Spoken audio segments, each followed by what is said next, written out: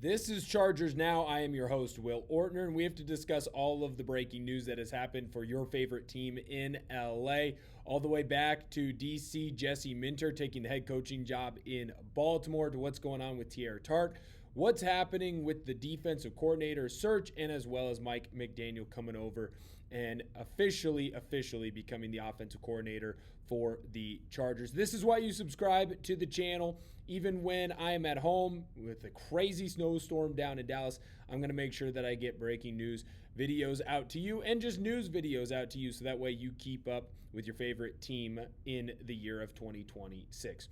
So let's start with defensive coordinator Jesse Minter. Obviously, he was hired on Thursday to be the head coach of the Baltimore Ravens. Now, what is important to talk about that? It kind of seemed like the Ravens were circling the wagons around Minter.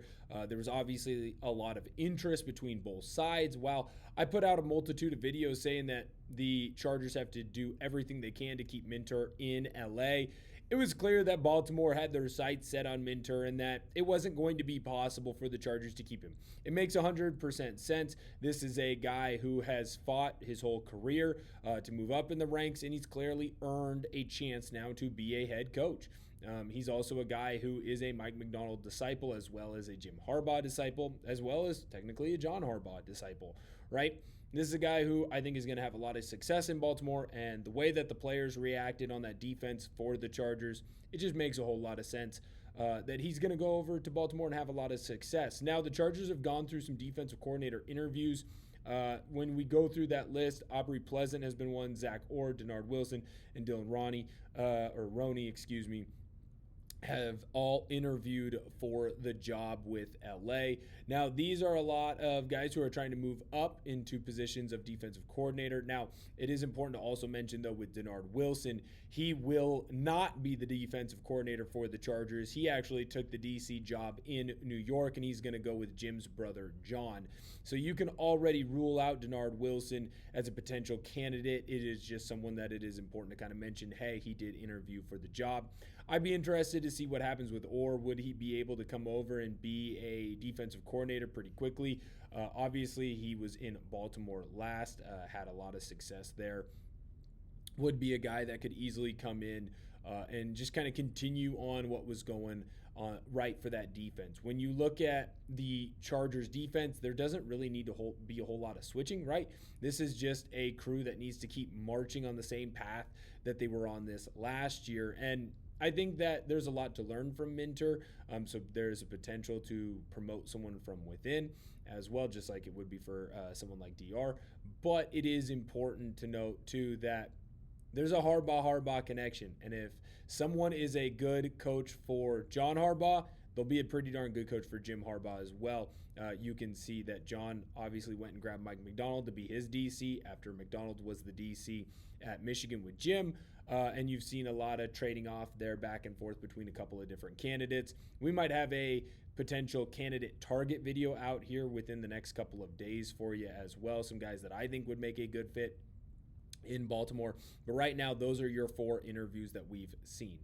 The interesting question will be is, who do you want the Chargers to hire as their next defensive coordinator? Let me know down below in the comment section. I'm very interested in what your opinions are on that DC position for the LA Chargers. So let me know down below in the comment section. All right, next piece of news that we have to discuss. Defensive tackle Dennard Tart has officially signed a contract extension with the Los Angeles Chargers. It is a $37.5 million contract extension. Going to have $20 million guaranteed, and this, of course, is over 3 years. Now, Tart actually had a fantastic year this year. He came in and clearly earned a contract extension, played very well for a defensive line unit that just got better as the season went along. And a guy like Tart really shuts down the opposing rushing attack of the opponents that you are going up against. And what does that allow freedom for? Well, that allows freedom for guys like Thule. It allows freedom for guys like Odafe Oweh, even for Khalil Mack, right?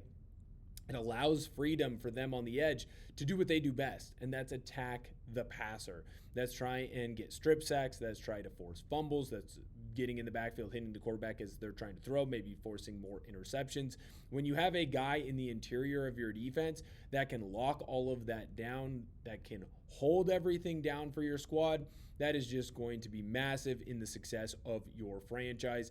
I said it earlier on in my perfect offseason that the Chargers needed to go and re-sign Tart. You have a ton of cap space available to you, right? Chargers having the most cap space in the National Football League. It just makes sense. Go re-sign Tart. He already knows the system. He's been fantastic there. Clearly, a lot of the guys on the defense respect him and play hard with him and alongside of him. So just keep it simple, stupid, and re-sign the guy. And that's what the Chargers did. And I thought that was very impressive. The last thing that became officially official today was Mike McDaniel is going to be the Chargers offensive coordinator next season. Now, obviously, there was breaking news essentially that it was a done deal for McDaniel and LA. But the question was would someone come in and hire McDaniel to be a head coach? And it was clear that McDaniel was going to leave himself open for that potential and that possibility. I still think it was smart by the Chargers franchise to lock him down and basically say, hey, you're going to be our OC if you don't find a better head coaching job, because we don't believe that you will. And Mike McDaniel said it flat out. He said he would rather take a good OC job than a bad head coach job. And I think right now we can all see with what's going on in Cleveland, no one wants to be the head coach there. And it's clear to me that Mike McDaniel said, hey, my best chance to get another head coaching job, my best chance to succeed next season is by being an OC in LA.